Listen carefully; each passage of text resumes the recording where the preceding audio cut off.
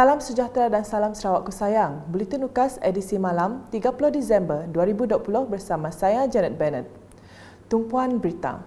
Peranan media dalam industri pelancongan di Sarawak sememangnya penting dalam menarik kedatangan pelancong dari dalam dan luar negara ke negeri ini.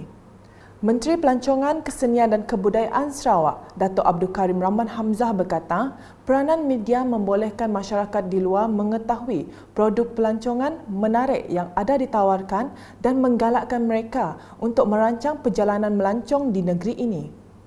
Laporan akhir tahun menunjukkan bahawa Sarawak telah mencapai 1.1 juta pengunjung sepanjang tahun 2020 dengan pelbagai inisiatif yang ditawarkan walaupun mengharungi wabak pandemik COVID-19 di seluruh dunia. Beliau berkata demikian semasa berucap dalam STB Media Night 2020 pada Selasa. Dalam pada itu, Datuk Abdul Karim turut menjelaskan kerajaan Sarawak juga telah menerapkan 3R iaitu Rebuilding and Relief, Recovering, Collaborations and Redialing yang bertujuan memperkenalkan dan menerapkan banyak program dan inisiatif bagi meningkatkan lagi industri pelancongan tempatan. Pada awal tahun ini, Kerajaan Sarawak telah mengumumkan 2 inisiatif yang merangkumi Visitors Initiative Package VIP untuk agensi pelancongan dan dana ekosistem pelancongan dalam negeri Sarawak, program pemangkin untuk memperluas jejak digital dengan kerjasama rakan industri. Dalam majlis itu, Lembaga Pelancongan Sarawak STB telah meraihkan pengamal-pengamal media dan rakan-rakan strategik STB yang terlibat secara langsung dalam industri pelancongan di Sarawak. Berita seterusnya, 2 buah logam dipercayai penutup tangki yang dijumpai di Pantai Lutong akan disiasat. Perkara ini dimaklumkan Menteri Muda Pelancongan, Kesenian dan Kebudayaan Datuk Sebastian Ting dalam satu hantaran di laman Facebooknya pada Isnin. Penemuan itu telah pun dimaklumkan kepada agensi berkaitan bagi meneliti dan mengkaji logam itu. Beliau berharap penemuan terbaharu dari perairan Miri ini selepas berlakunya hakisan akan menambah lebih banyak koleksi sejarah di kawasan ini. Terdahulu, Datuk Sebastian Ting telah melawat lokasi logam di Pantai Lutong itu selepas mendapat maklumat daripada orang awam. Beliau yang juga ahli Dewan Undangan Negeri Adun Piasau menambah, setakat ini pihaknya belum mengetahui sumber logam tersebut. Justru satu kajian lanjut itu perlu dilakukan untuk mengumpul maklumat berkaitan sebelum membuat kesimpulan. Beliau menasihati orang awam supaya berhati-hati melawat kawasan ini memandangkan logam tersebut tajam dan berkarat.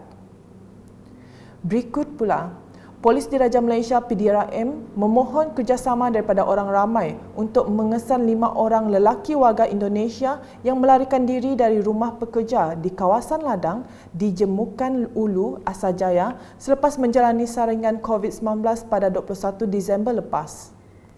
Menerusi satu kenyataan yang dikeluarkan pada Rabu, Ketua Polis Daerah Kota Semarahan, DSP Sudirman Kram berkata, 2 daripada mereka yang melarikan diri itu telah disahkan positif COVID-19 berdasarkan keputusan saringan pada 23 Disember.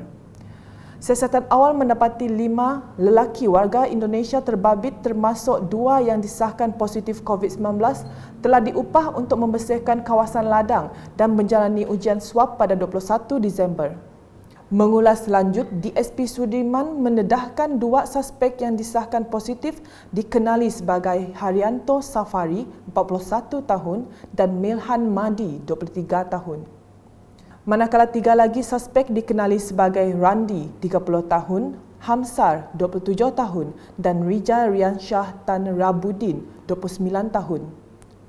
Justru orang ramai yang mempunyai maklumat berhubung ke semua suspek diminta untuk menghubungi Ibu Pejabat Polis Daerah IPD Kota Semarahan di talian 082 662 101.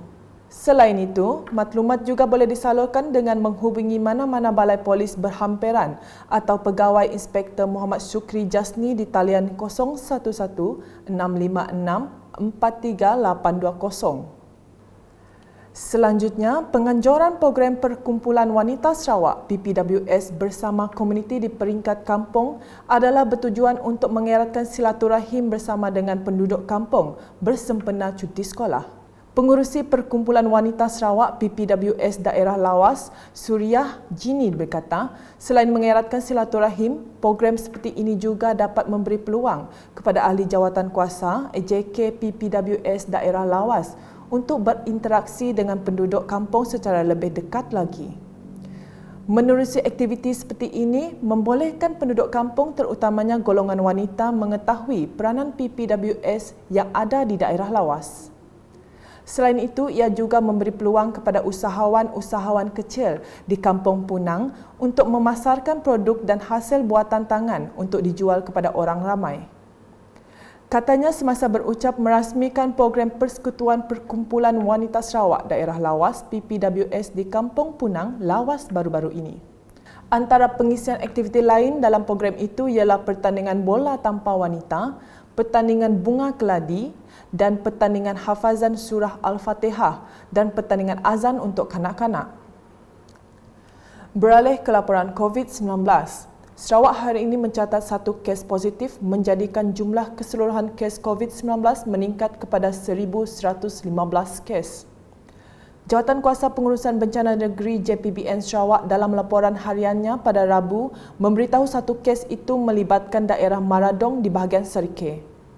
Kes COVID-19 tersebut dikategori sebagai import B, membabitkan seorang lelaki warga tempatan Sarawak yang baru balik dari Kuala Lumpur melalui lapangan terbang Sibu pada 19 Disember 2020.